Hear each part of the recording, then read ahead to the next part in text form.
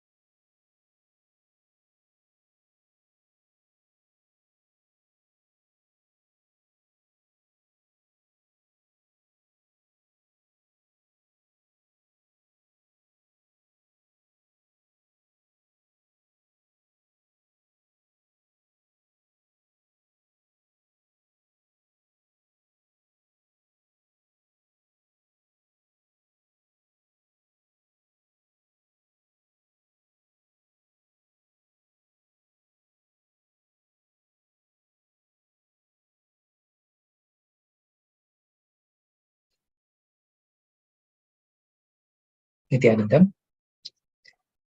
Yes, hope everyone had manifested this power, and you can share this experience to Acharya, and also for the review, you can share this experience on the social media, in the Facebook, and in all the other platforms.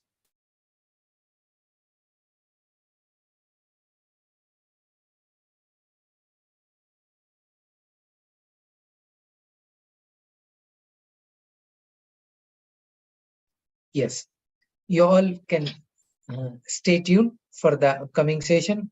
So you can be in the space of chanting Mahavakya, and to be in oneness with Swamiji, to receive the powerful cognitions from Swamiji.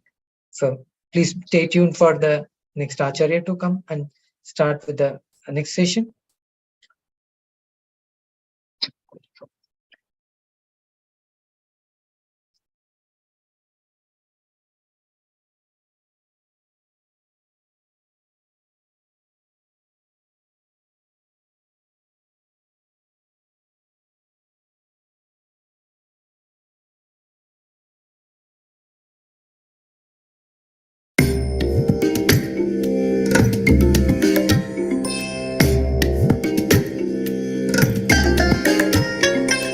I bless you all. Let you all open all your three eyes and manifest the powers of Mahasudarshiva. Om Nithyananda Paramashivoham.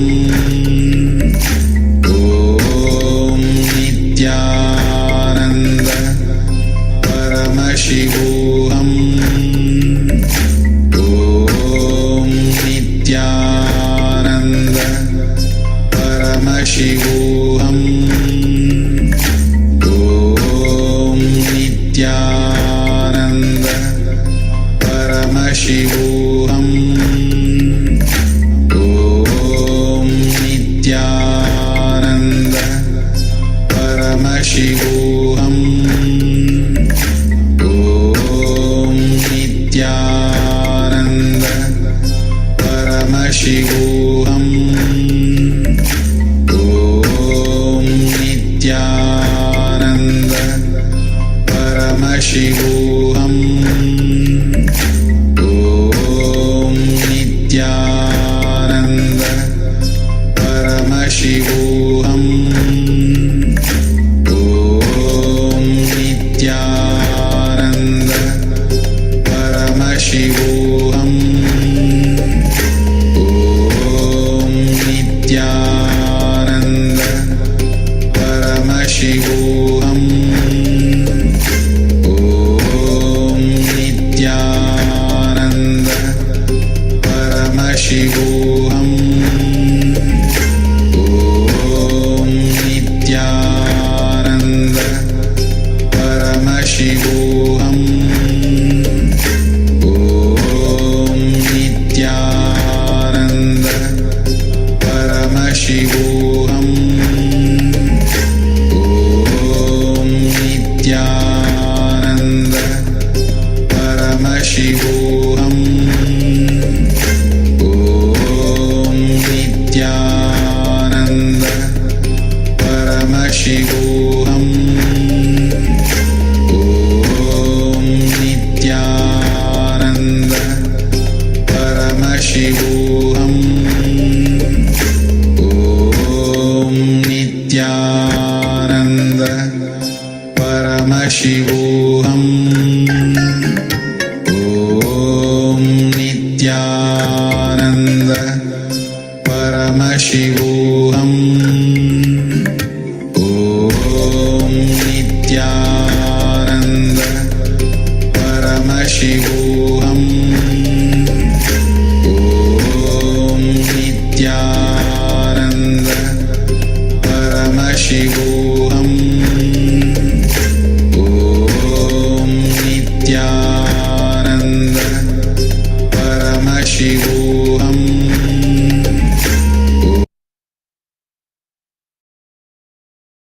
Yes. Welcome back to the next session. We'll start with the Sadguru Vandanam. Nithyanandam Paramasugam Kevalam Jnanamurtim Dvandvaditam Gagana Sadursham Tattvamasyaadilaksham Ekam Nityam Vimalamachalam Sarvadi Sakshi Bhutam Bhavaditam Trigunaragitam Sadgurum Tam Namami.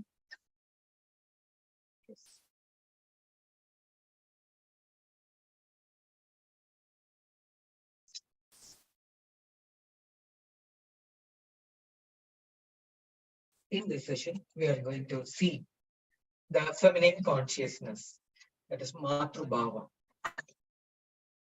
Sanatana Hindu Dharma is mother worshipping tradition.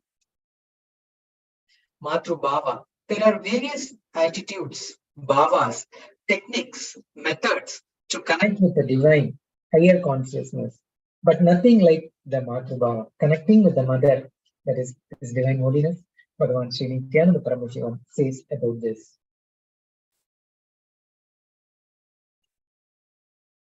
Matru means mother. Bhava means feeling connected. Matru Bhava means feeling connection with mother. That is relating with the cosmos as mother. Vishwavashik Upanishad and Kena Upanishad introduces Matru Bhava. In the Veda, the Sastra Pramana goes, Tama Shaktya Dika Rasya Niv Tes Tat Parichyatu Dhyanakti Kriya Natya Jagat Bandhu Usiva. Narasimha, who lovingly shines forth as the affectionate father and mother of the world and worldly being, who is the ultimate Lord to free the souls bound with three impurities, brings out the fullness of unfolding of the power of being all and doing all in all the soul. He effects such unfolding when the potencies of their fettering bonds are at the edge of removal. Such state of removal of the living factors, which were kept in operation by the of the plant.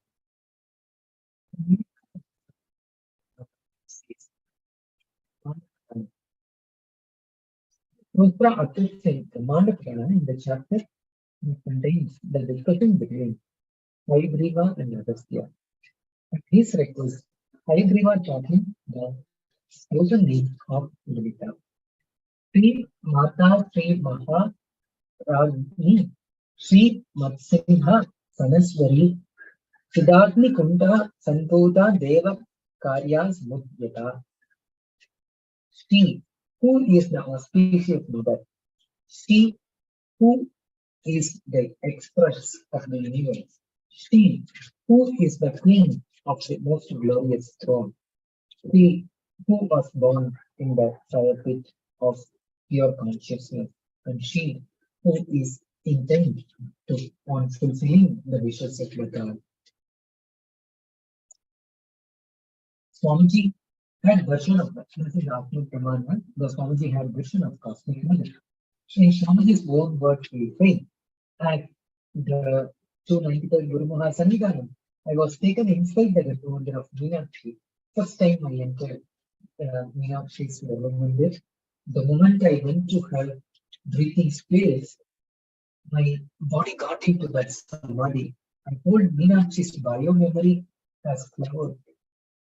I saw very clearly below Devi's deity is actually her body. The standing position 8.5 feet. It has become a stroke.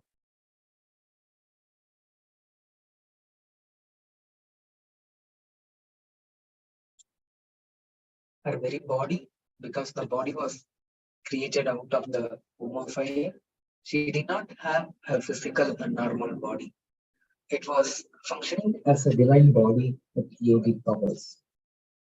She did not stay in the mother's womb and take birth in a regular way.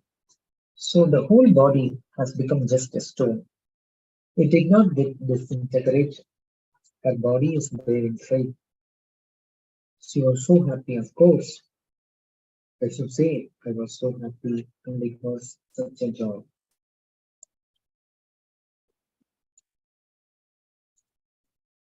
The first and the foremost relationship is mother.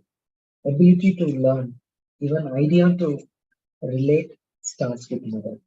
Mother's impact on you remains on you forever. Mother is too important way to connect with what you think as life.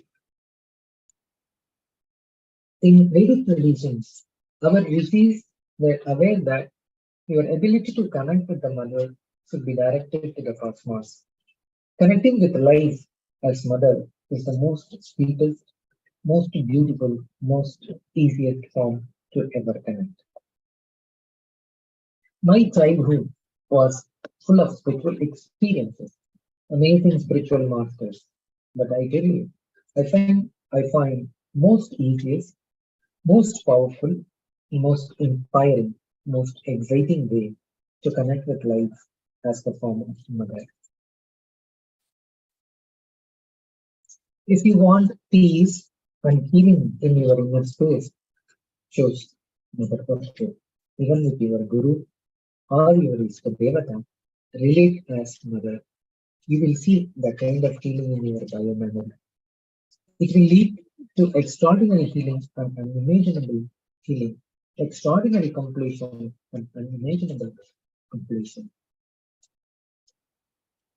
Baba, I myself have a great and amazing connection with life in the form of mother. Even Arunagiri Yogeshwara, he was so much mother for me than Guru. Even Ragupati Yogi, the old yogi, so much motherliness I experienced with him than his Gurugiri, than him being a Guru. Mata Vivekanandapuri, an elderly woman, naturally experienced her motherhood. Be a child to life. Be a mother to people you are giving life. You will bring so much of healing and completion to planet Earth, wherever you move, whatever we do. Basically, I myself is a Shakta, mother worshipper. My spiritual practice started only as Shakta, that is mother worshipper. And the formal initiation I have is of Sri Vidya tradition, that is Sri Vidya Parampara. Why relate with cosmos as mother? Bring completion in you and others with motherliness. People will experience so much motherliness from you in everything. The air you breathe will be blessed. People whom you see with your eyes will experience the love and compassion. If you can perceive motherliness from your God or Guru and radiate that motherliness to the people around you, you have succeeded in game of completion. You will bring so much completion into you and to others. So much completion will give you and to others. Worship traditions are non-violent traditions. Only the mother worship traditions are non-violent. And with mother worship, so much healing happens in your heart. So much completion experience in your body. So much joy is invoked in your system. Whether it is Buddhist traditions or Jain traditions or Shakta Sampradaya, in whichever tradition, mother worship, connecting with the God in another form exists. They become non-violent, they are so healing, comforting, and soothing. Easiest method to connect with the divine only within mother worship. Your bioenergy becomes complete and your whole being is awakened with energy. Shakti, connecting with the ultimate is much more easy in the form of mother worship than any other method and any other technique, any other practice. Devotion is very easy in the tradition of mother worship. It will be so natural. Worship brings completion with the source. All great things starts with the Devi. The source of I, that is identity. All our identity, we are all from mother. And we go back to mother. Only mother holds the key. Sadashiva is a state. It's only Adi Shakti who decides, who will experience that space. Worship brings vision. Any innovation you have with cosmic mother because she is the source.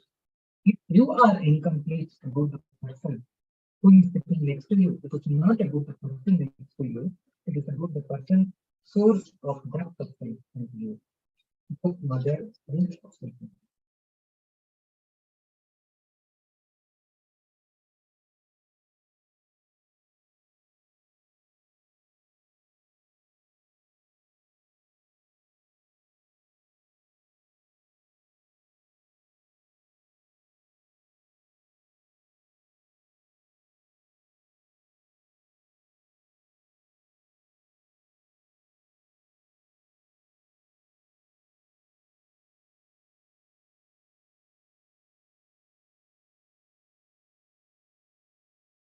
Now, let us all watch our Bhagavan's own words about the motherliness. Come to the space of listening and watch this video.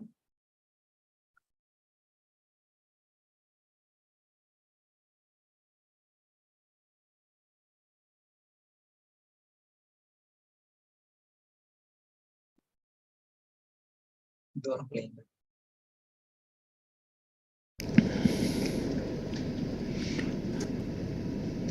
I wanted to share just few more things on mother worship, then enter into satsang, because it is such a beautiful subject. Understand your day-to-day habits, the way you respond, whether you get angry or you are always cool, what for you should get angry, what for what you react politely, how nasty you can get when you get angry, or when you are polite, how you behave, you are good, bad, all these habits. Understand the word habits are from Father. He teaches you. That stays in muscle memory. But how you cognize you, the innermost image you carry about you, comes from mother. It stays in biomemory. Understand? Your behavior, responding patterns are from muscle memory. that stays in your muscle memory. That's from father. Usually he educates you about the outer world. He contributes a lot to your outer image. He contributes a lot to how you behave with the world, how you relate with the world, what you should and you should not, vidhi and nisheda, do's and don'ts. Vidhi and nisheda, do's and don'ts. That comes from your father. That is why if you had a father who is unstable, your relationship with the outer world will be very unstable. That comes from your muscle memory. But the way you cognize you, your inner image, comes from your biomemory. That stays in your biomemory. Completion with mother only can heal and complete your biomemory. Mother worship is the direct method. Understand? Mother worship is the direct method. That's the word I'll use. Most direct method to bring completion in your biomemory.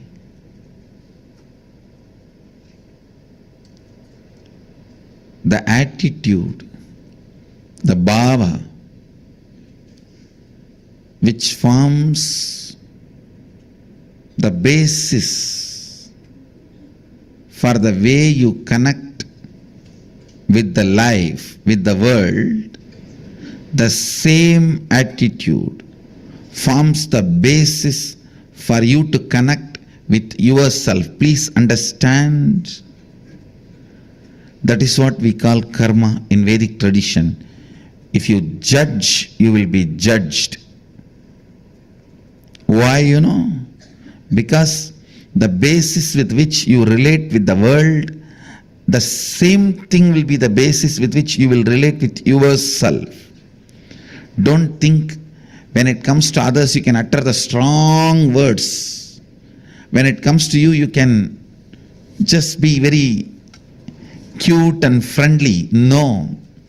The strong words which you utter towards others will be the same strong words you will be uttering towards yourself. Listen. The strong words you utter towards others will be the same strong words you will be uttering towards yourself. The attitude you build towards others will be same. That's the same way you will be relating. That will be the basis for you to relate with yourself also.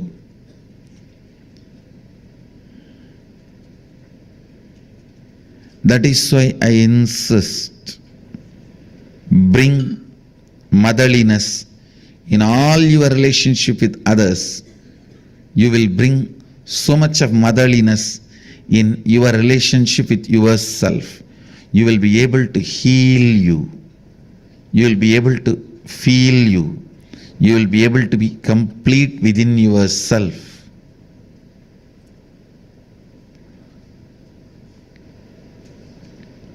When you bring tremendous healing energy of mother in your day-to-day attitude with everything, suddenly you will see you will become so cool with yourself. I tell you, the best thing can happen to a human being is ability to be cool with yourself. Because you can't be cool with yourself, so much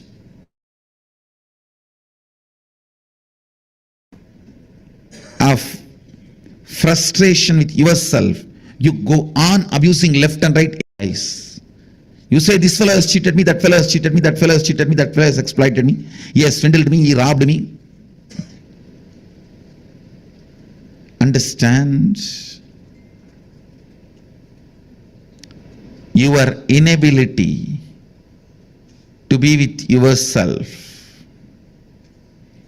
your inability to be cool with yourself,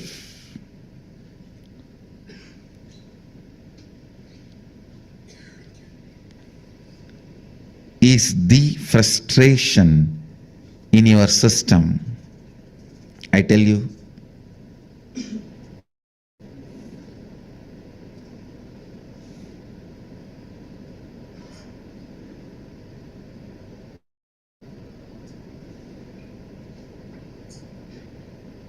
understand? I really want to tell you, bring mothership as part of your cognition. You will be so cool with yourself. You will be so complete with yourself. You will be so settled with yourself.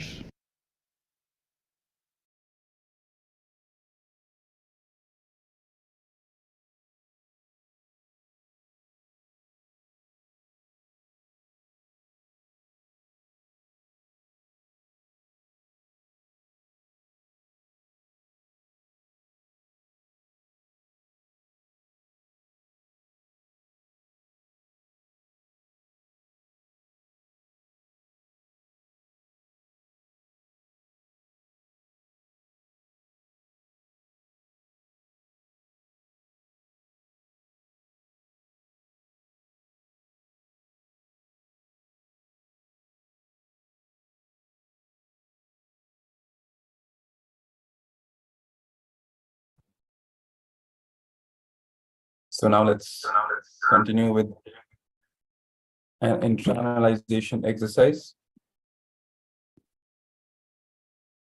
on incompletion with mother. So let's do this exercise now. It's a very important exercise for achieving completion with mother. The first step is to pen down all the incompletions with your mother. For each incompletion, pen down the incidents when the incompletions started in you. For each incident, pen down the world, and my world. Let's take a pen and paper and start doing this exercise. First step is pen down all the incompletions with your mother. For each incompletion, pen down the incidents when the incompletion started in you. For each incident, pen down the world and my world.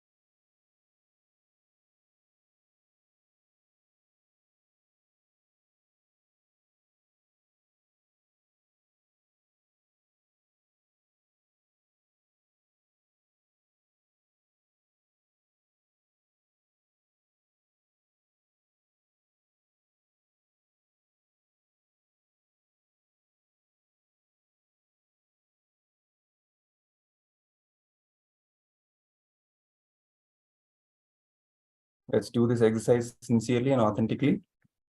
Pen down all the incompletions that we have with your mother, right from the childhood age when you were a little kid From all that you remember, pen down all the incompletions.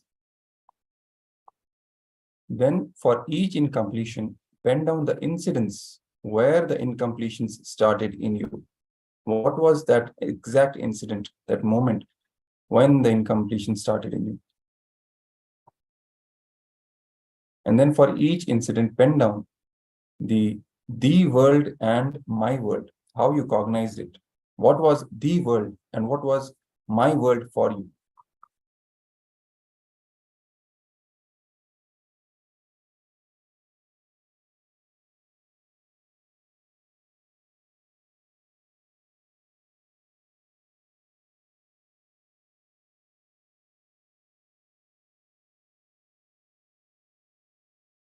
Then next, sit with Swamiji's Atmamurti and share all the incidents as if you are talking to your mother.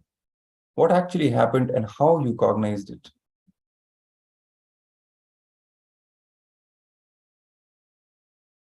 Now let's do the second step. Sit with Swamiji's Atmamurti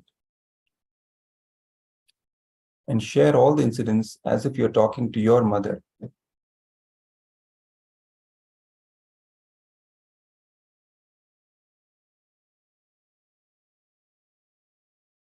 If you don't have an Atmamurti, you can sit in front of Swamiji's picture or a deity and share all the incidents as if you are talking to your mother. What actually happened and how you cognized it. Let's start.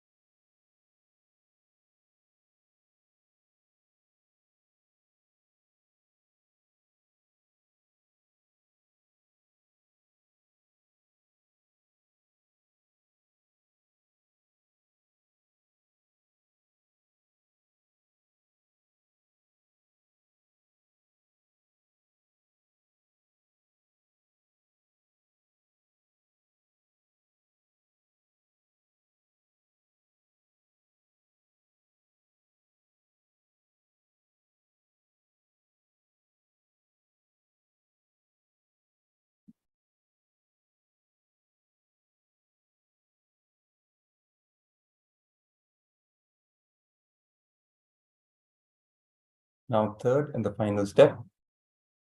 Now call your mother and complete with her. If your mother is not alive, you can take a mirror, invoke your mother in the mirror and complete with it. Let's take this time to call your mother and complete with her. In case your mother is not alive, you can take a mirror and invoke your mother in the mirror and complete with her. Let's do the completion exercise now.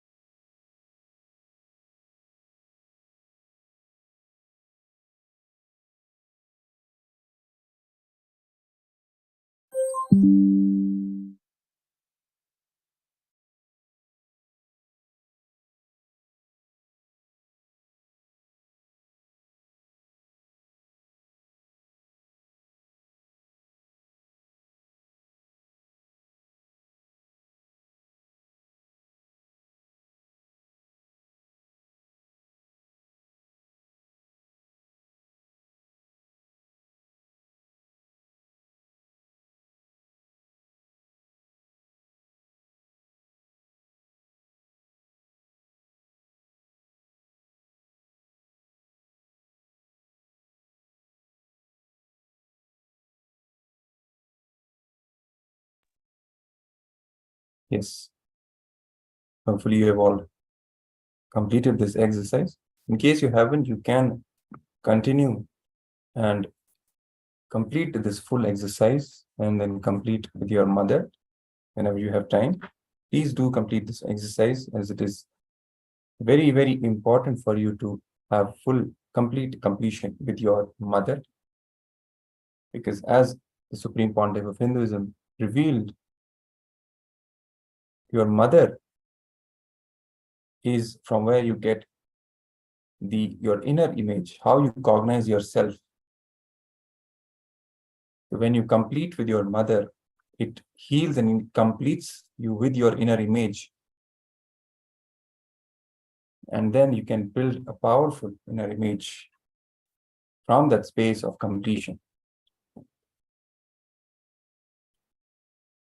So we'll end the session now with the Purna Mantra.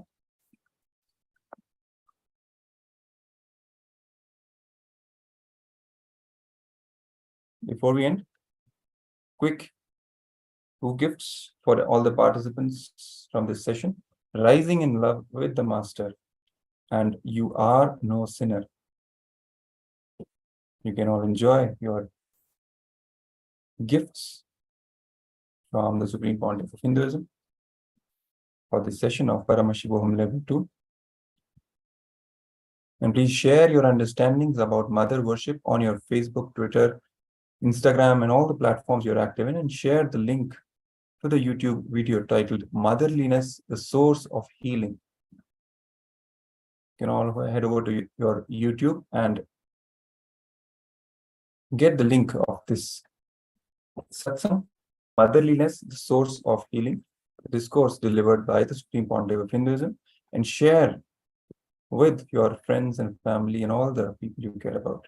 And please use the hashtags, hashtag Paramashivoham, hashtag KAILASA, hashtag Paramashivoham Level 2, and hashtag Nithyananda while posting on the social media platforms. You can also call your friends and ask them to watch the discourse, Motherliness, the Source of Healing, and invite them for Paramashivoham Level 2 to experience more cognitive shifts and achieve fulfillment in their lives. Let's now end this session with the Purna Mantra. Holding our hands in the Atmanjali Mudra. Om Purnamada Purnamidam Purnat Purnamudachyate Purnasya Purnamadaya Purnamevavashishyate. Om Shanti Shanti Shanti. Hari Om Tat Sat. Sarvam Bhagavad Shri Nithyananda Paramashiva Padukarpanamastu. Om Nithyanandam.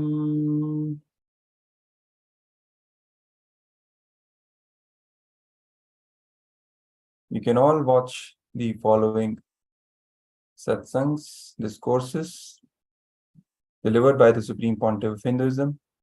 They've all been compiled, and the links YouTube links have been provided. You can all head over to the YouTube and watch all these powerful discourses on mother worship by the Supreme Pontiff of Hinduism, Bhagavan Nithyananda Paramashivam.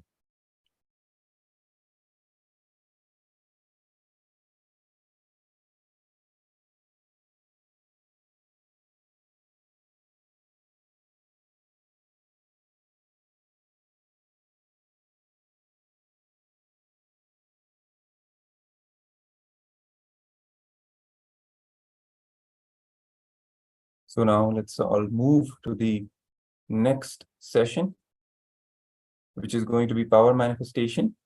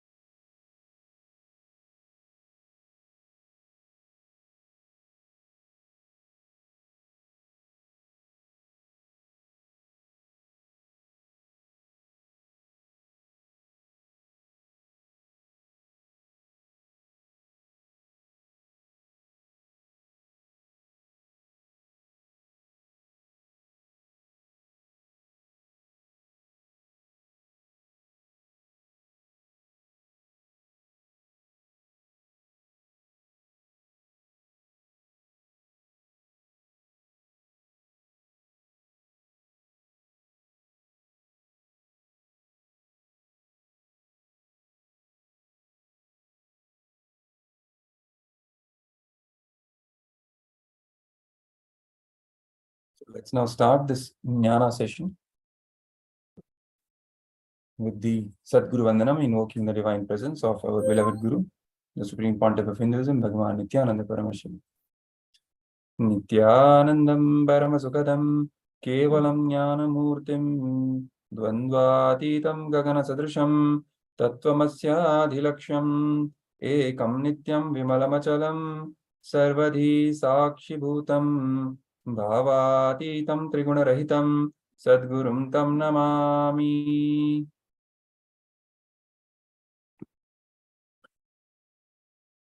Security measures from KAILASA's National Security Agency. Photography, video, and audio recording of any kind is strictly prohibited.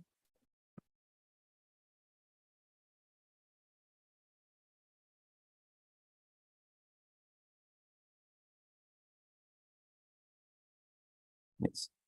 Photography, video, and audio recording of any kind is strictly prohibited during all the sessions. Be on mute and be on camera throughout the class. If you need to step out in any unavoidable situation only, please inform the digital security officer or the concerned Acharya.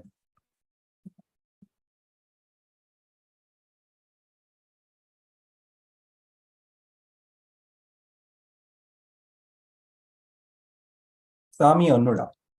This is the theme of the session which we are going to enter into. Shastra Pramana. Aham Brahmasmi. I am Brahman, or I am divine. Brihadaranyaka Upanishad, 1st canto, 4th chapter, 10th verse of the Yajurveda. And Soham, I am that, from Isha Upanishad. So these two verses form the Shastra Pramana for this powerful truth of Sami Anuda, which we are going to enter into. Sami Anuda is the sweet story of the initiation into oneness, Advaita, that the Supreme Pontiff of Hinduism, Bhagavan Nithyananda Paramashivam's childhood Guru, Arunagiri Yogeshwara, the first Arunachala Shiva, gave him. First principle about manifesting powers of Paramashiva, it will not strengthen your ego. It will only take you beyond ego. Integrity, the foundation of manifesting powers. How much ever you may manifest powers, unless the integrity of your life is maintained, it will not manifest. Second principle of power manifestation, Shakti comes always with Buddhi, means more power manifestation, more integrity. More power manifestation, more unclutching, more nirvikalpa samadhi. Simple decision to be one with the source. Integrity needs your declaration, but power manifestation does not even need your declaration. It only needs your decision. Deciding to be one with the original source, Paramashiva, which is you, even when you don't understand.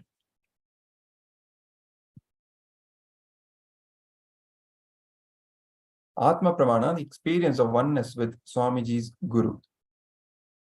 The Supreme Pontiff of Hinduism says, first my Guru, Arunagiri Yogeshwara, everything is one. Both my Gurus, Kuppamal, Vibhudananda Puri and Yogananda Puri, earlier had tried to explain Advaita to me, but somehow the click never happened. Okay, everything is one and the same. Understand, at that time, all their words, it's not that I did not believe them, but it never became my strategy for existence. It never became my cognition of existence. That is not the cognitive reality for me, on which I stood, the foundation on which I functioned, or foundation on which I made a decision. The Atma Pramana, experience of oneness with Swamiji's Guru, but just with few words, Arunagiri Yogeshwara made that click happen. If you listen intensely now, that click can happen to you. Now that very click can happen to you. So let's now listen from the words of the Supreme Pontiff himself on his initiation into oneness, the Sami Anuda moment.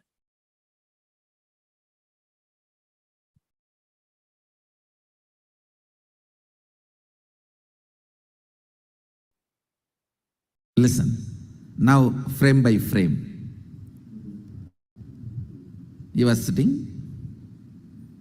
facing north. I was sitting Next, the down step. He was actually sitting in the steps of the Tiruvannamalai Arunachaleshwara's temple, Kalyana Mandapam, facing his Samadhi. His Samadhi Mandapam is there. So on the steps he was sitting facing north. You can see the photograph, exactly the place.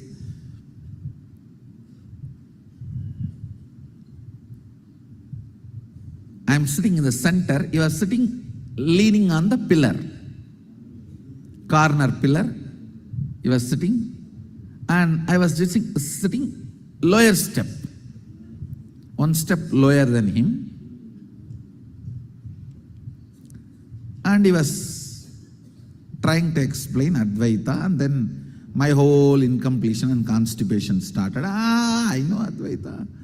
Vibhudananda Puri told me, Yogananda Puri told me, Annamalai Swami told, Virabhugita, all big books. Big literatures I read. And there's a big book called Atma Puranam. It's a Tamil translation of 4 major Upanishads. Aitreya Upanishad, Ishavasya Upanishad, Brihadaranyaka Upanishad. 4 major Upanishad translation. Still the copy is with me, given to me by Isaki Swamigal. So I have read all those big books. But somehow never became reality, so that whole undigested incompletion. So the moment Arunagiri Ishvara saw in my eyes the kind of a non-interest, sleepy mood, I know. He was looking into my eyes. I know he is reading me. He will be so deep. Oh God. It is just such lovely, beautiful, sweet eyes. You can just dive into his eyes for ages and forever, never to return back. Come out of it.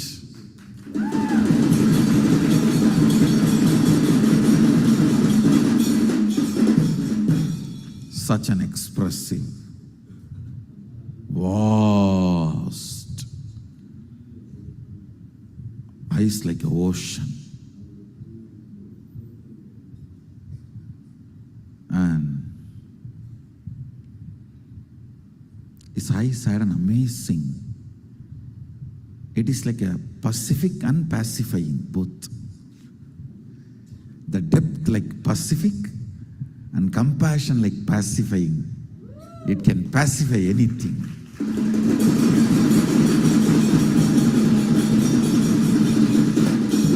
So available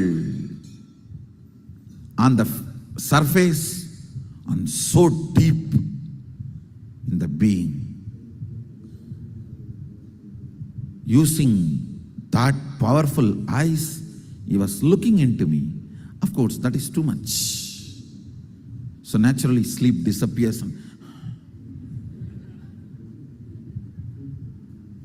I'll describe the scene. The next word is Sami.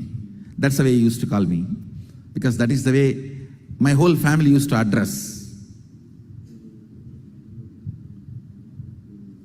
I had hundreds of names given and self-given. And it continues even now. But most used name is this Swami. Even my mother used to call me as Swami only. From the time I remember me, I never heard any other word from my mother. Even as a baby, as a child, I always heard only she calling me, addressing me as a Swami. Never I have heard from her the name my parents have given. It's only Swami. So, Arunagiri Ishvara uttered the word Swami. The moment he called Swami, I just sat up and The eye and eyes got locked. His eyes and my eyes got locked.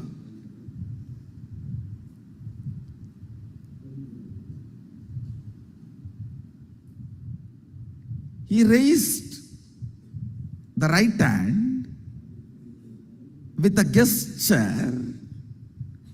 Are you able to raise your hand? So the meaning is, are you able to do what you want? It was not verbal. It was like a show. So naturally, I responded. Means I moved my hand and showed, yes, I can. Suddenly,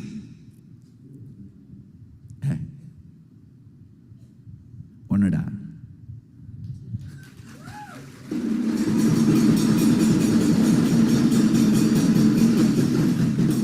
It just clicked and I started laughing. He started laughing. Laughing. Both of us were laughing for 10 minutes. Understand? I'll tell you exactly what happened in me. When you have a consciousness which can command and execute something that is one with ultimate, so you are ultimate.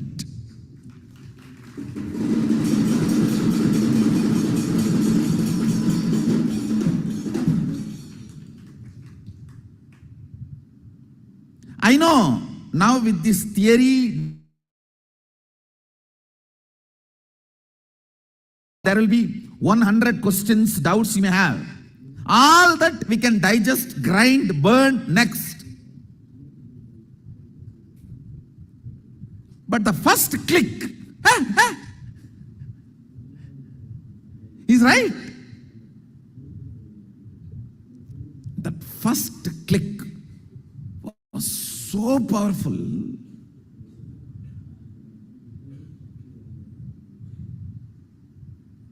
The words uttered were only 2 words.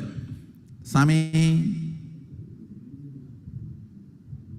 Then he showed through the gestures, are you able to move the right hand? So I responded in the same way, gestures, not words. Yes, I can move. What is there?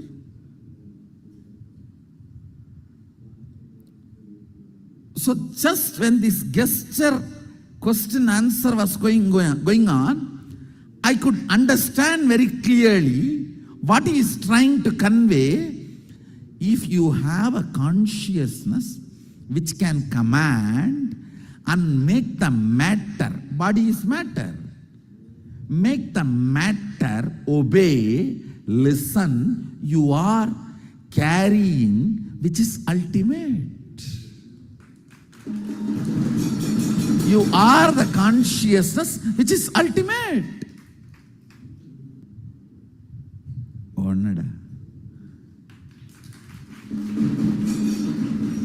Like something hit on my forehead. It was such an ecstasy, blossoming, flowering. I started laughing and he started laughing. At least next 10 minutes. It's like I felt, oh God, took Kadka Pudi and cleaned up the whole constipation. And all the incompletion went away. Became complete. If you had constipation for 1 week and had Kadka Pudi and cleansed, came and lie down on the bed, how you feel? Exactly. Oh God. Yes. If I have something which has a power to will and command and make the matter obey, then I have a consciousness which is ultimate. from that click, started manifesting powerful cognitions. Hey, if this consciousness can move these hands, why not the air next to the hands? Why not the stone next to the air? Why not the hill next to the stone? The powerful cognitions have started manifesting. And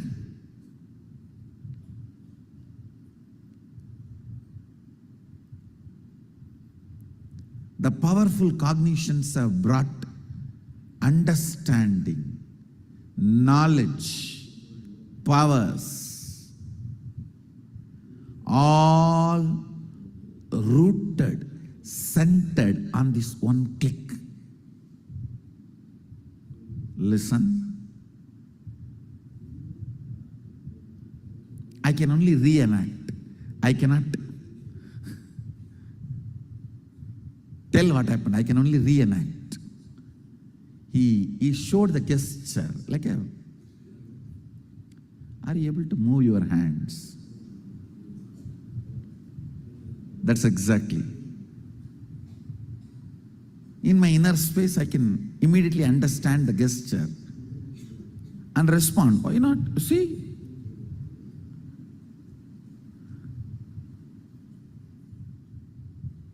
In this interaction itself, my mind is searching, what is he trying to teach through this interaction? What is he trying to insert into me by this gesture? I started looking for, yes, he is asking, can you move your hand? And I am saying, yes, I can. What is the problem? What is he trying to convey through this?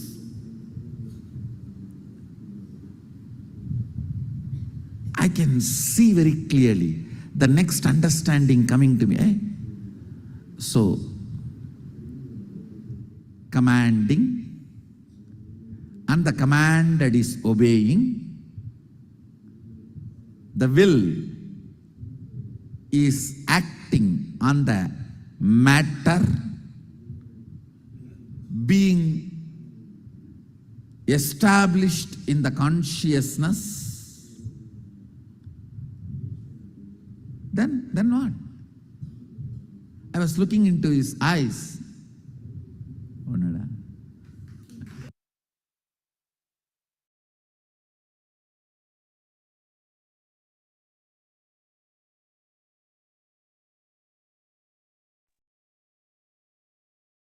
Yes. After this wonderful sharing, we now move on. Swamiji says, when you have a consciousness which can command and execute something that is one with the ultimate, you are ultimate. If there is a will established in consciousness which can move the matter and this matter moves, the ultimate is in you. Manifesting Shaktis starts then.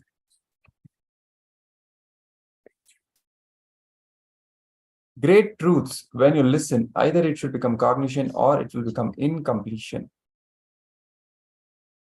Guru Bhakti, the strength. Guru Bhakti is the strength to make you apply the technology, update the technology without doubting the original science. Intimacy, the space with Guru matters. It is too small incident, but the first sword of Advaita fell on me, cut across through my being and started releasing powerful cognitions. I think in this whole incident, that intimacy matters, that space matters.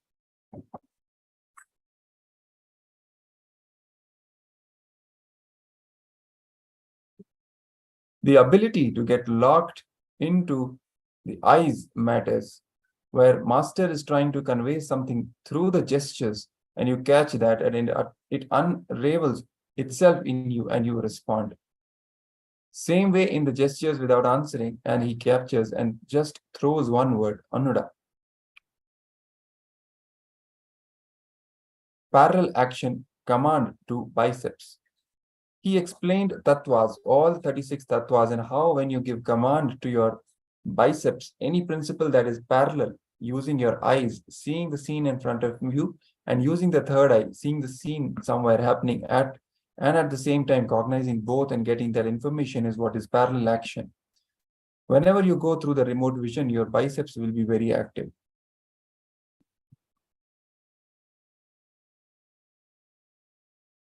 Whenever you play with nature, your shoulder will be active. Whenever you command and work with the sun, your right eye will be very active.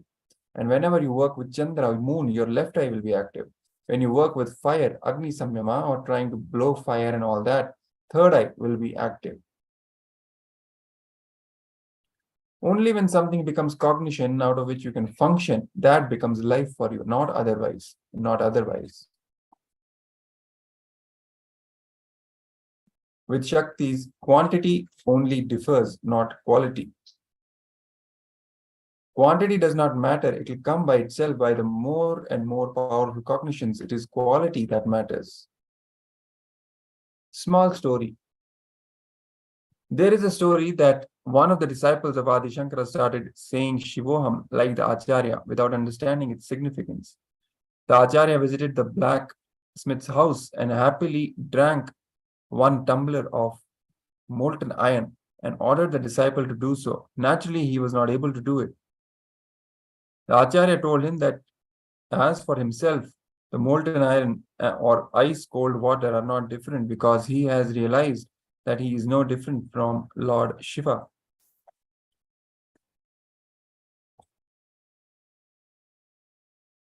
Until the disciple attains that state, there is no point in his repeating Shivoham, that is, I am Shiva.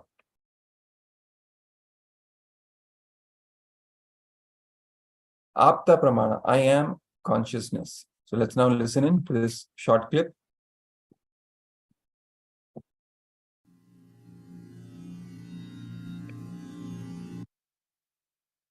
This is the famous Atmashtakam by Adi Shankara.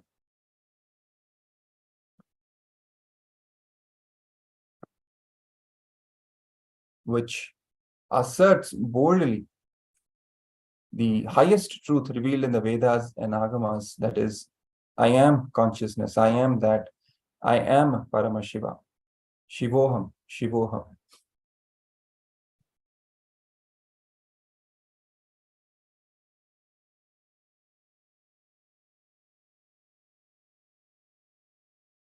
This is one of the rare stotras written by Adi Shankara, identifying himself as the Lord Shiva and clearly explaining his theory of non-dualism.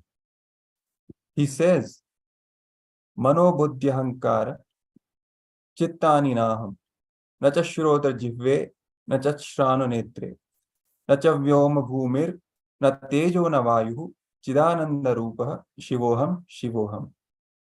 It means I'm not the mind, the intellect, the ego, or the memory.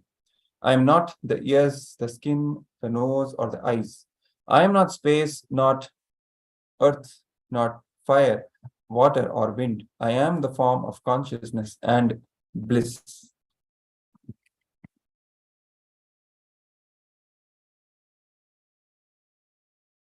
Meditate on this one cognition. Sami Anada. When you have a consciousness which can command and execute something that is one with ultimate,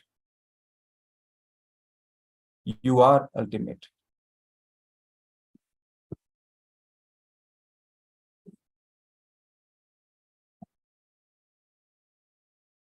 The free gift for all the participants from this session is I am the ultimate, Bhagavad Gita.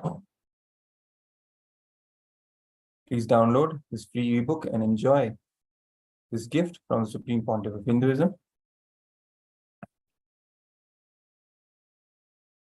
And go to Facebook, Twitter, Instagram, all the social media platforms you're active on. Get the latest news from the Supreme Pontiff of Hinduism, from KAILASA, and share it with all your friends and family, with all your loved ones, and invite them also to experience Paramashivoham level 2 and have a breakthrough in their lives, to go beyond their pains and sufferings, to manifest the life that they want, the reality that they want.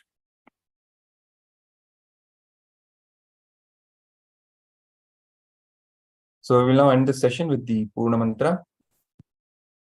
Om Purnamadav Purnamidam Purnat Purnamudachyate Purnasya Purnamadaya Purnamevavashishyate Om Shanti Shanti Shanti Hari Om Tat Sat Sarvam Bhagavachi Nithyananda Paramashiva Padukarpanamastu Om Nithyanandam.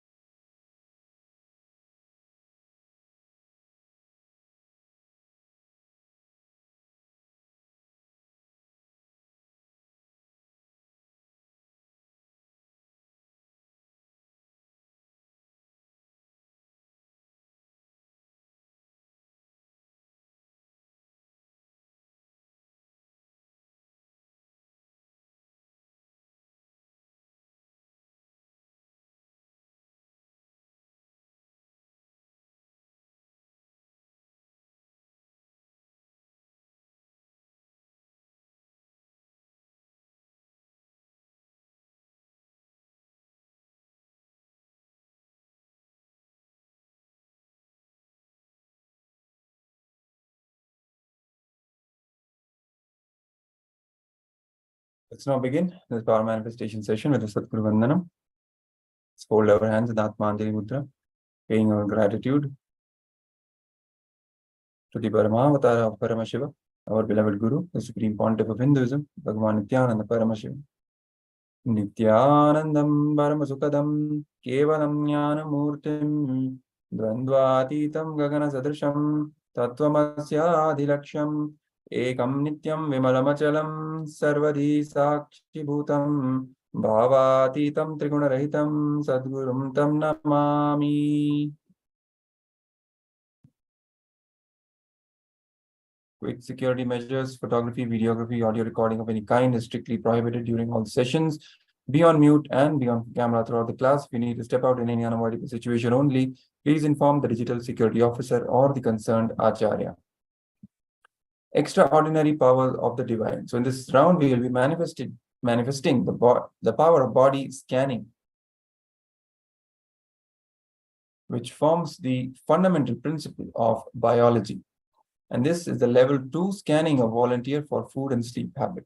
So you can find anyone next to you, wherever you are. You can sit with that person and scan their food habits, their sleep habits, and then reveal it to them, or with any solutions also. If Swamiji reveals, you can scan their body and reveal it to them. Before we start the power manifestation, let's receive the powerful cognition from the Living Enlightenment book. Take a minute, remember Swamiji in your inner space, and open the Living Enlightenment book at a random page and receive your powerful cognition.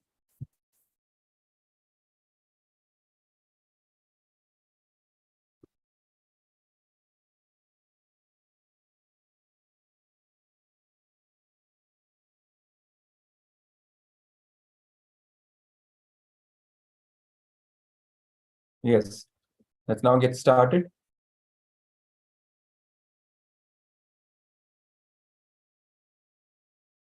So you'll need one volunteer with whom you're going to manifest this power. For manifestation, you're going to share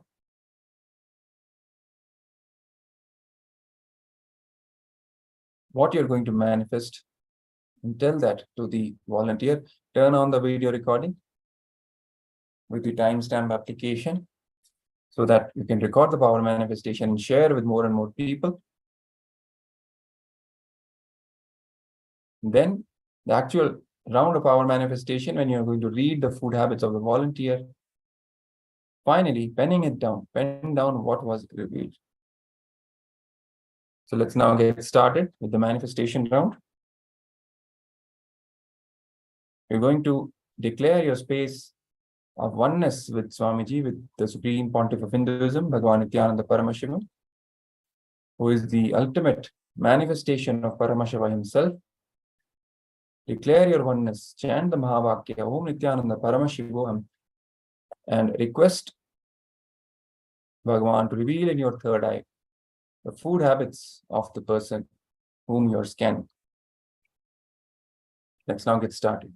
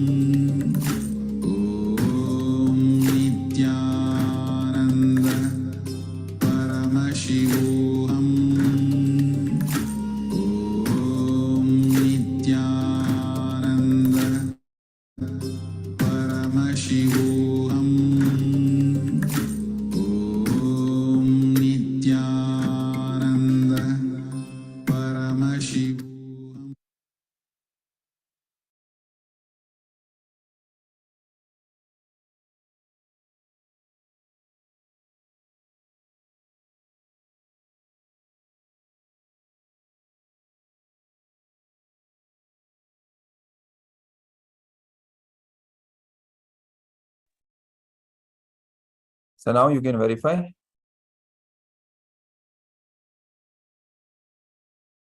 With what was revealed to you, and you can ask the volunteer that is actually the truth, the actual pattern that they are carrying, and you will see that what has been revealed to you by the Supreme Pontiff of Hinduism in the third eye is exactly the pattern that that person is manifesting in their life as of now. And in many cases, you can even provide a solution for that very pattern and how to break that pattern or how to heal that pattern. So it just depends how you are playing with this power. More and more you play, you'll see more and more details get revealed to you, and more at deeper layers and deeper depths, you can reveal the solutions for the person as well.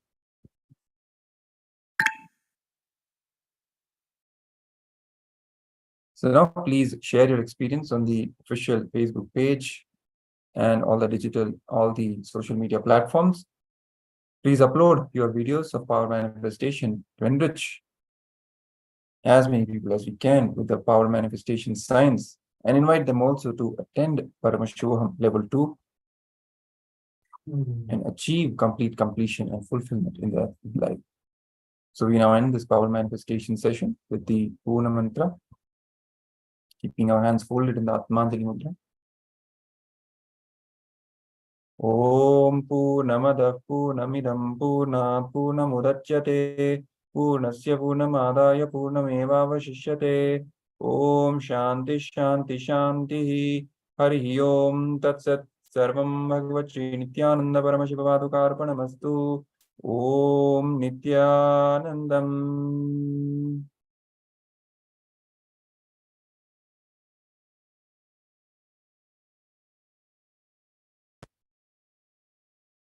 So we will now move to the next session, next Jnana session in our series of powerful cognition sessions today on Devi, on mother worship, on awakening the divine and feminine within us.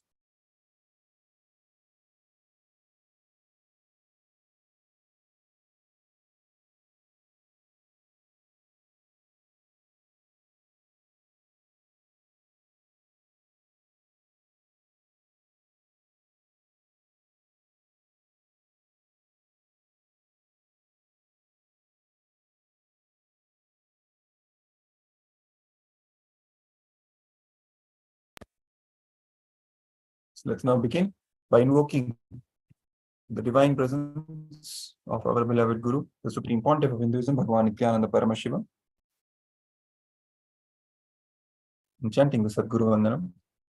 Nithyanandam Paramasukadam Kevalam Jnanamurtim Dvandvatitam Gagana Sadrisham Tattvamasyadhilaksham Ekam Nityam Vimalamachalam Sarvadi Sakshi Bhutam Bhavatitam Trigunarahitam Sadgurum Tam Namami.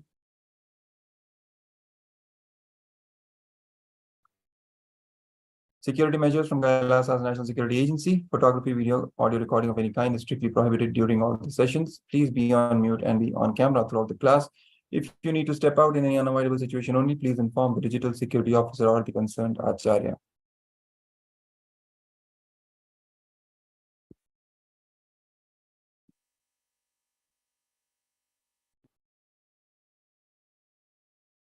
Just give me a moment.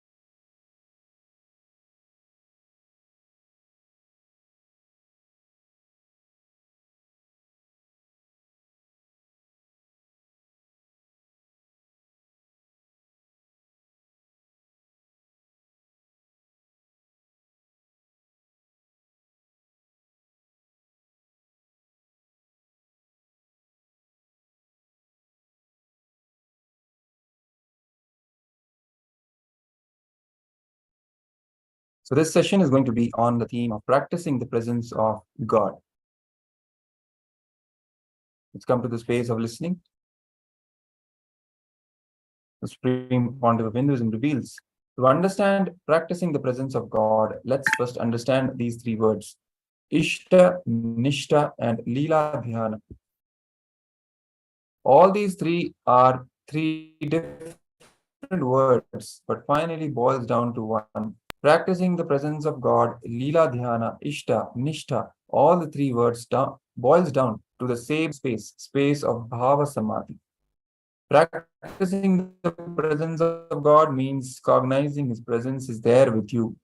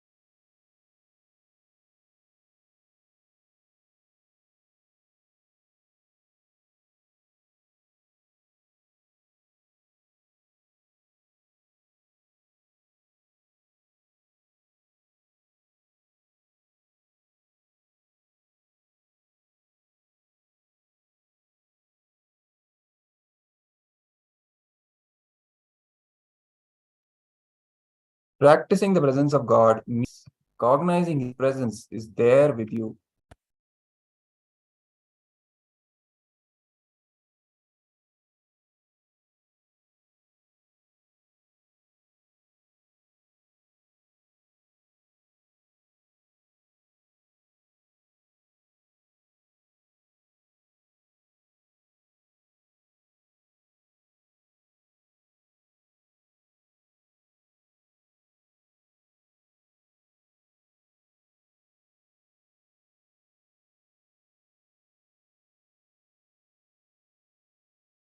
Shivoham.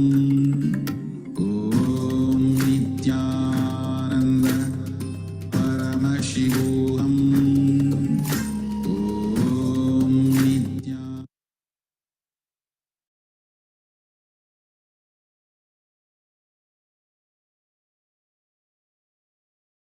Swamiji says, I represent your innermost soul, Atma, completion.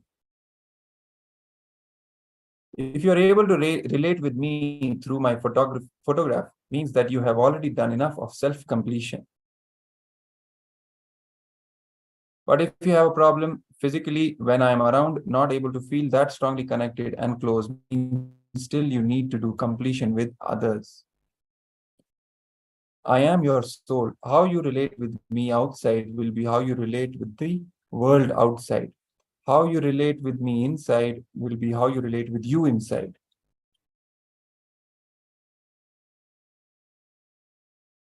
I just reflect the quality of your ability to relate with others and you. Every devotee has his own version of me, Atma Nithyananda. This is the words from Swamiji himself. One can be doing this, practicing the presence of God with anybody. You can do with Shiva, Hanuman, Rama, Krishna, Devi, whomever you have chosen as your chosen ideal. With that you can do. Doing with Guru, God, you have option. Ramakrishna did it. Ramana Maharshi practiced it. Even the great agnostic, atheist, enlightened beings like J. Krishnamurti practiced it. If you read the biography of J. Krishnamurti, from the young age, he was trained to practice the presence of the higher power. Siddhi Apta Pramana. Atma Pramana. I need to tell you, practicing the presence of God, I myself did in my life. I carried the photograph of Sri Ramakrishna, from the age of 13 till the age of 22, practicing his presence continuously, whole day. That's what Swamiji shares. Practicing the presence of God is one of the most powerful and integrated methods for becoming enlightened.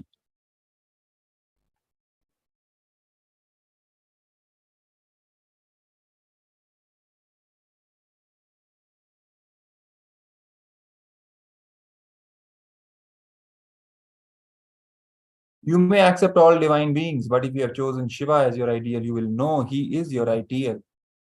You are living with your chosen ideal, bowing down, revering only your Ishta. You may bow down in front of any god, any deity, any guru, but you know you are bowing down only to your guru in this form, or only to your chosen ideal. Ishta Nishta makes you do a lot of self-completion with you. Leela Dhyana. Leela Dhyana means constantly remembering the actions and life of your chosen ideal, being lost in the pastimes of the Guru or God. With God, one thing is that you may not be directly involved in the whole Leela. So you have to remember and try to practice. With Guru, you are directly part of it. So you don't need to try to remember. Remember, he will be remembering you. This is called Leela Dhyana. Even if you are afraid he is going to fire you, it's Leela Dhyana.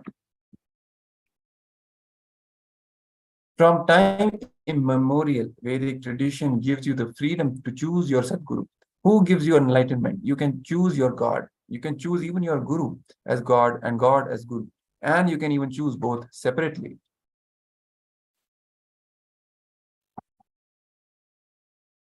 Choosing God as Guru, Arunagiri Nadar did. In Tiruvannamalai, there was a great saint, a devotee of Muruga. He chose God, Muruga, himself as Guru. And Muruga appeared and initiated him, gave him enlightenment. Guruve, Varuve, Arulve, Muruga. Ramakrishna chose God himself as Guru. Kali, he chose Kali herself as Guru in the beginning. Then Kali herself came as a Bhairavi, Brahmani, and taught him. Then he chose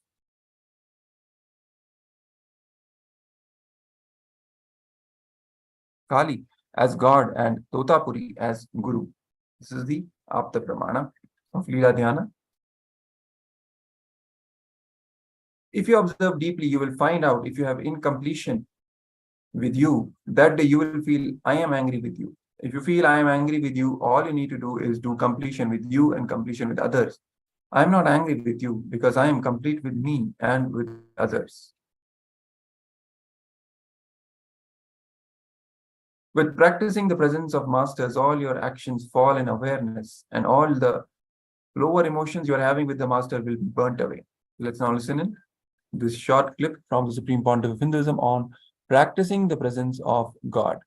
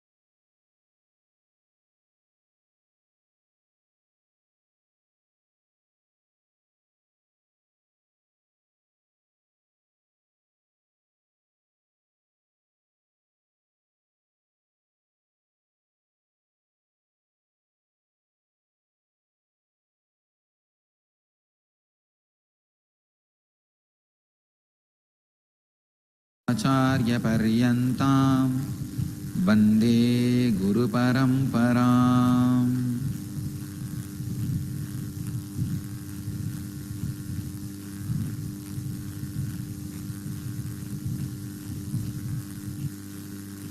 All right.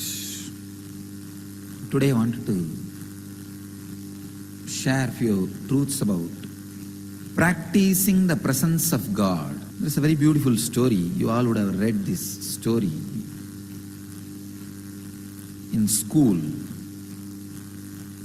There was a guru and he had 10 disciples. There was one chief disciple, very brilliant and highly spiritual. So naturally Guru was giving attention to that disciple more. So the jealous started among other disciples. So all the other disciples wanted to defame, abuse, disrespect this chief disciple who was getting too much of master's attention. Somehow they wanted to move him out of master's attention. Master also observed. He observes everything, even though you think he sits with closed eyes.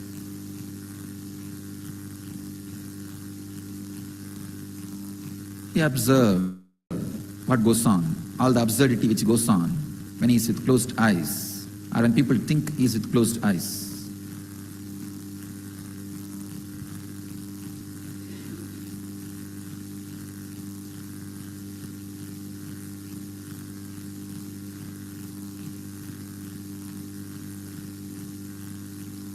One day he wanted to tell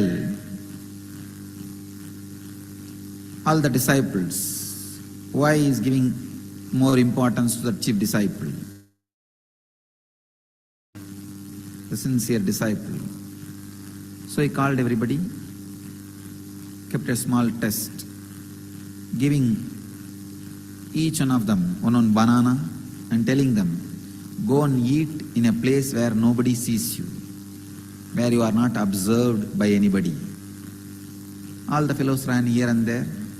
One ran behind the kitchen, one ran behind the sarovar, one ran outside the gate, one was hiding in the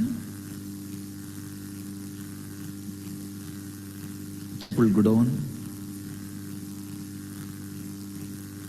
They all ate and came back, except this chief disciple. He came back with the banana, without eating it.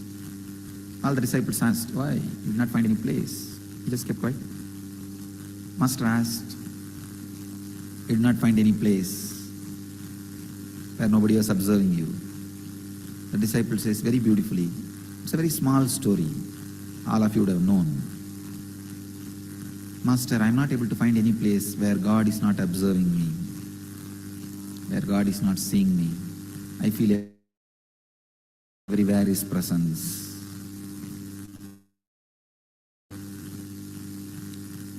This story was known to all of you as a knowledge. Unfortunately, it did not become wisdom. This story has multiple layers of meaning and understanding.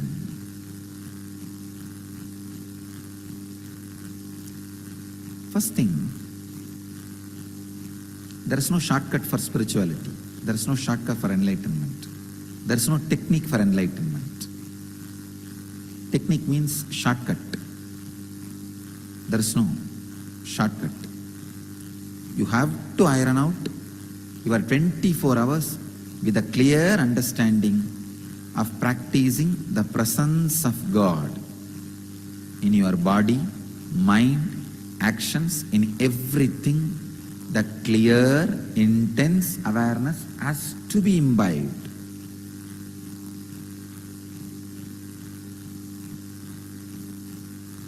Second thing, whatever you experience as God, when you experience me, some will have 30% fear and 30% love, 30% confused emotions.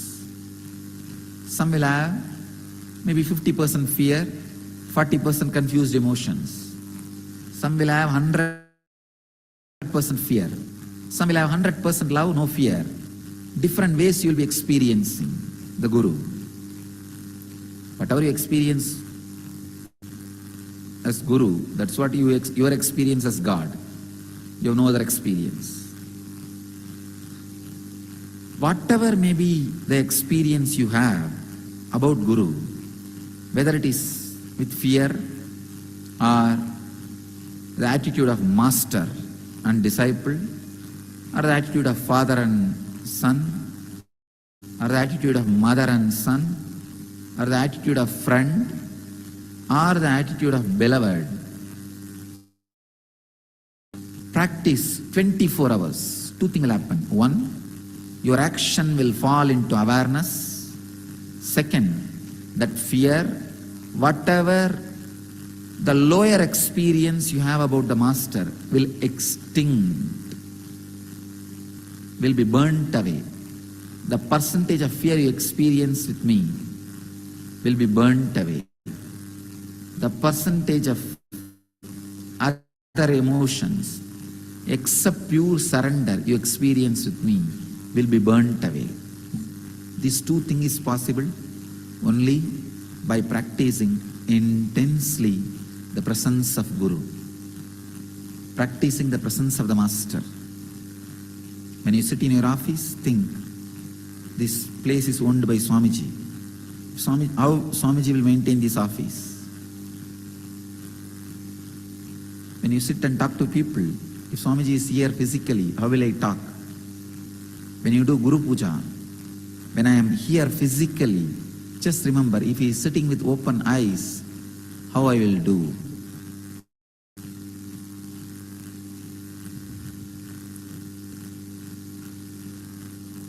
Practicing the presence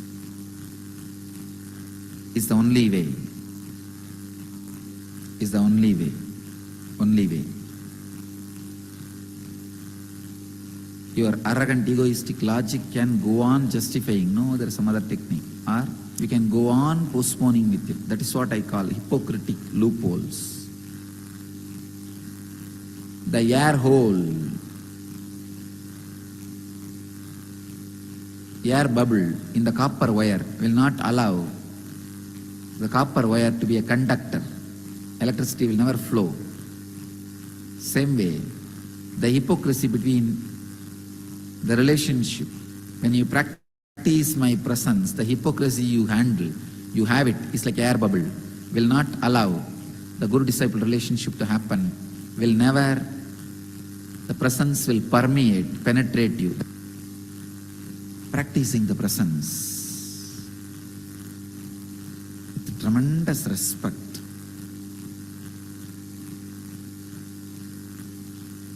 is the only way. That is the only way.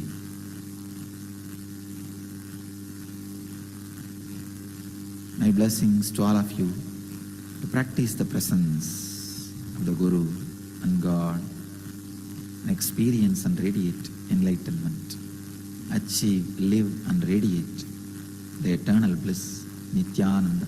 Thank you.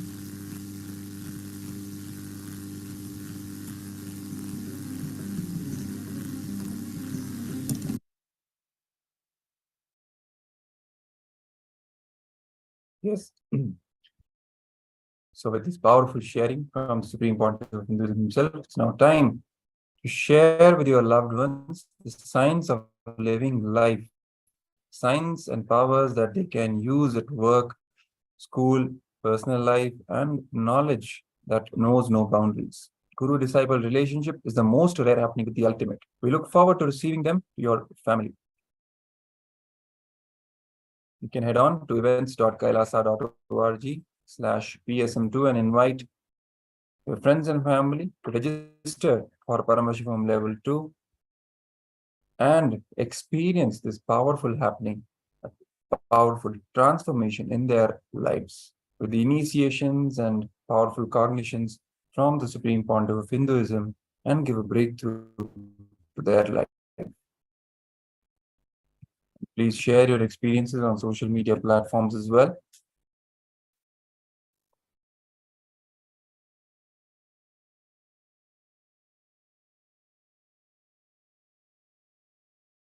You can use the mandatory hashtags along with the posts. And let's now end this session with the Purna Mantra.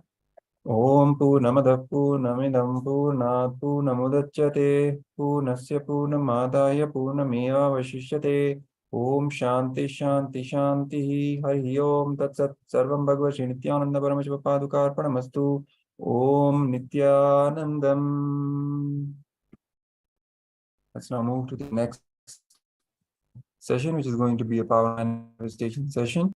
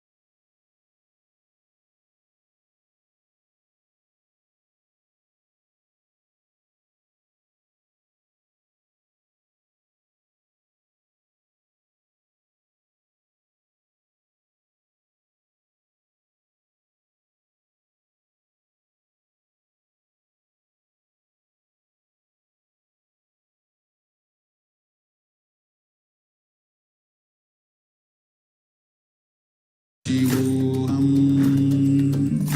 Om Nithyananda Paramashivoham. Om Nithyananda Paramashivoham. Om Nithyananda Paramashivoham. Om Nithyananda Paramashivoham. Om Nithyananda Paramashivoham. Om Nithyananda Paramashivoham. Om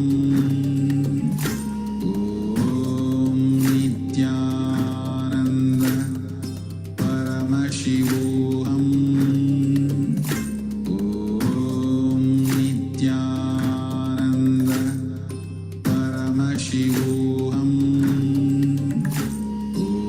Om Nithyananda Paramashivoham. Om Nithyananda Paramashivoham. Om Nithyananda Paramashivoham. Om Nithyananda Paramashivoham. Om Nithyananda Paramashivoham.